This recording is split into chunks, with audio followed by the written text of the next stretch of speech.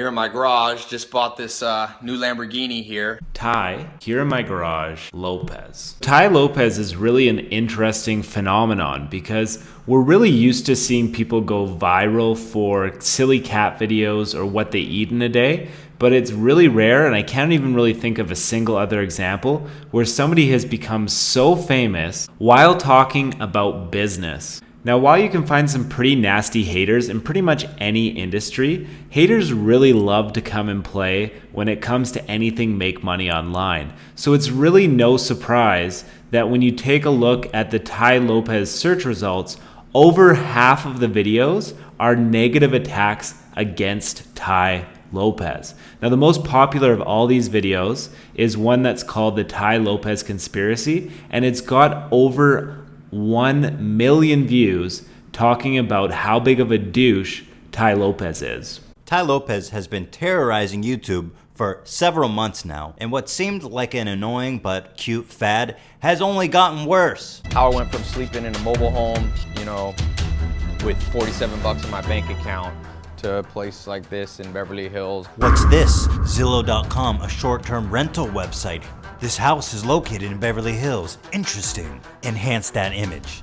The cabana, the planter, the 2 trees. So one of the main negative attacks against Tai is that he's a liar, okay? So a lot of people are saying that he doesn't actually own any of his own homes or own any of his own cars, and that he's just renting them to show off that image of success. I mean, I have a friend that's involved in real estate, and it's quite common in that space to rent out a fancy, expensive car so that you can present the image to your clients like you're successful. Nobody really complains when realtors do it. Why is there a controversy with Tai? And the other big problem I have with this criticism is it's really implying that Tai Lopez is not successful. But I mean, it still takes quite a lot of money to be able to rent out a mansion in Beverly Hills, and believe me, renting a Lamborghini is not free. If Tai Lopez was really not successful, would he be able to get a sit-down interview with Marc Cuban for his channel? Of course he wouldn't. Would he also be able to have a conversation with Hillary Clinton about reading? Do you believe in reading? I am a huge believer in reading. Of course not.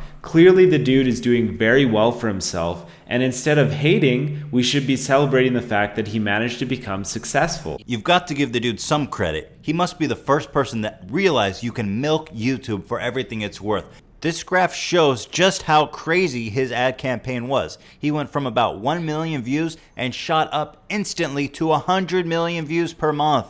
What happened? All of a sudden this guy start feeding the homeless? What is he doing, pranks now? How else do you get viewership like that? Oh, well, there is one other way. You can buy it with knowledge. This dude has bought at least 80 million views. At an average cost of 20 cents per view, that would have cost him $16 million.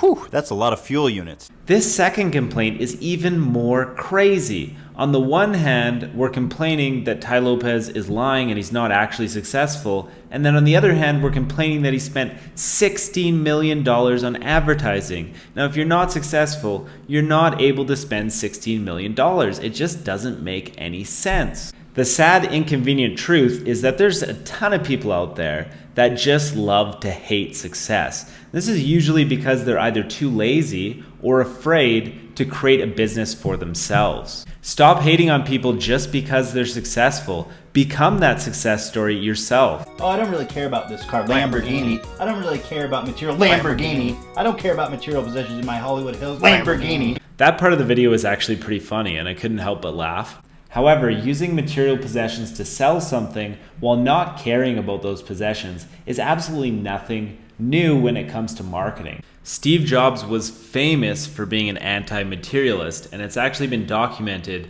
that when people would go to his house for meetings, they'd have to sit on the floor because he didn't even own a chair. Now, we're talking about the most influential popularizer of modern consumerism, and he didn't even have tables or chairs. So what that really means is that regardless of whether you like your material objects or not, it's undeniable that people are really drawn into materialism. So therefore, it's good business practice to present your material objects. Tai Lopez is a great case study in business and definitely an example that you can learn a lot from. As always, thank you for watching my video, and please make sure you share your comments below. And if you want to learn how to make over $5,000 each and every month while traveling the world, then check out the rest of my YouTube channel because I share with you exactly how to do that step by step.